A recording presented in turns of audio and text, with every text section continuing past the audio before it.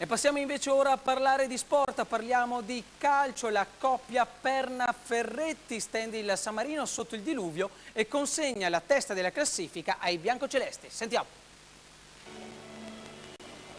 La coppia Perna-Ferretti abbatte il San Marino in mezzo al diluvio. Un gol per tempo lancia il Treviso al primo posto della classifica in coabitazione. Treviso Calcio con le nuove maglie e mister Zanin che schiera dietro le punti Giovanni Madiotto. Nel primo tempo si vede una superiorità del San Marino che più volte si presenta davanti a Zattin. Al quarto Chiretti in spaccata palla fuori, poi ci riprova al 18esimo di testa e sbaglia clamorosamente. Poi ancora lui al 39esimo da fuori ma non c'entra la porta. Il Treviso si fa vedere al 13esimo con Perna da lontano. Ma al 44esimo arriva il gol del bomber Ferretti che approfitta di un errore in difesa in sacca. Prima una grandinata ferma la partita per 3 minuti. Nella ripresa parte in vantaggio il San Marino con Mantini, poi il Treviso su punizione di Paoli. Ma il San Marino è ancora pericoloso con D'Antoni che sbaglia pochi passi. Poi al 75esimo nell'entrato Torromino su bel lancio di Giorico si trova davanti al portiere, tiro secco e palla che è salvata con le mani dal difensore del San Marino.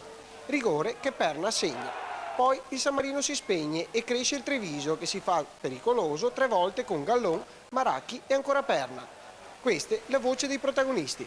Era un periodo che loro stavano attaccando, avevano creato delle occasioni che potevano passare in vantaggio, poi è arrivato questo infortunio tra portiere e difensore, io ero lì, ne ho approfittato e ho fatto gol. Ecco, dopo queste prime 3 partite l'obiettivo è sempre quello di fare più punti possibile per arrivare alla salvezza o cominciate magari a credere in qualcosa in più? Guai, noi dobbiamo fare punti il più possibile, vediamo anche dei risultati se sono stati confermati.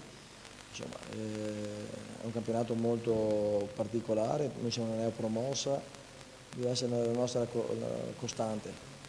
Ogni partita cercare di ottenere il massimo, poi una regione andata vediamo come siamo messi, speriamo molto bene per dopo giocarci veramente le nostre carte senza paura come abbiamo fatto lo scorso anno.